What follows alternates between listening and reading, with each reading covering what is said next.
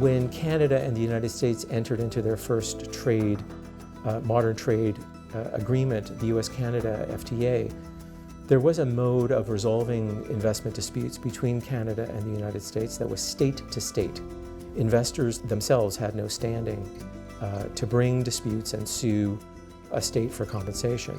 It's harder for a government to get involved in what is often a particular problem involving monetary loss. But they're more likely to see these things in political terms than strictly economic and financial terms. Under NAFTA, investors don't have to worry about whether the relevant departments are supporting their claim. They can launch those claims independent of the federal bureaucracies in each of those states. Which allows the investor, not the investor's state or government, but the investor themselves to sue the state they consider has caused them harm. So this is a mode of private dispute resolution, removing disputes from courts and relocating them to boardrooms.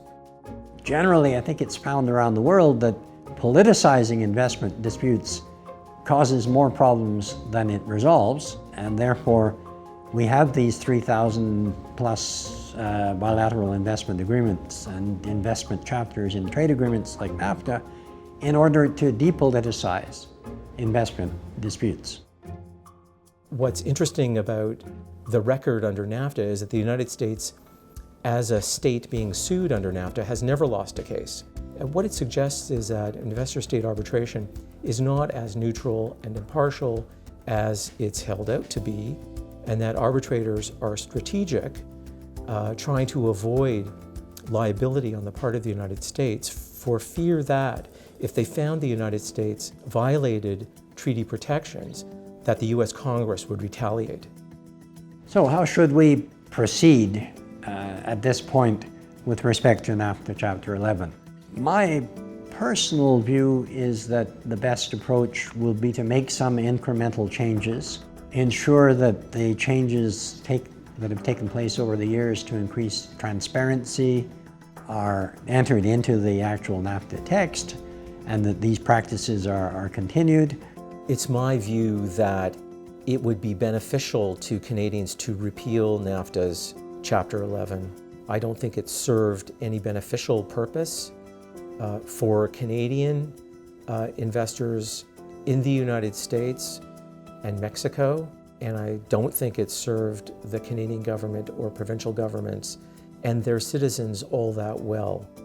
Now, we hear the odd rumor that there are those in the US government that think we ought to withdraw either from NAFTA generally or from Chapter 11. What would we do at that point? As between Canada and the US, probably we would fall back on the Canada-US Free Trade Agreement of 1988, which has an investment protection chapter, but it doesn't have investor-state arbitration. As between Mexico and the other two NAFTA parties, it's interesting that there will be no backstop, that if the United States were to terminate NAFTA, they wouldn't have anything to replace NAFTA's investor-state arbitration, not even state-to-state dispute settlement. Trade between Mexico and the United States is very important, both for particular products and a range of industries. I don't see the US backing away from NAFTA. Well, on that, Armand and I will be in agreement. It's highly unlikely that the parties will walk away from NAFTA and the United States in particular.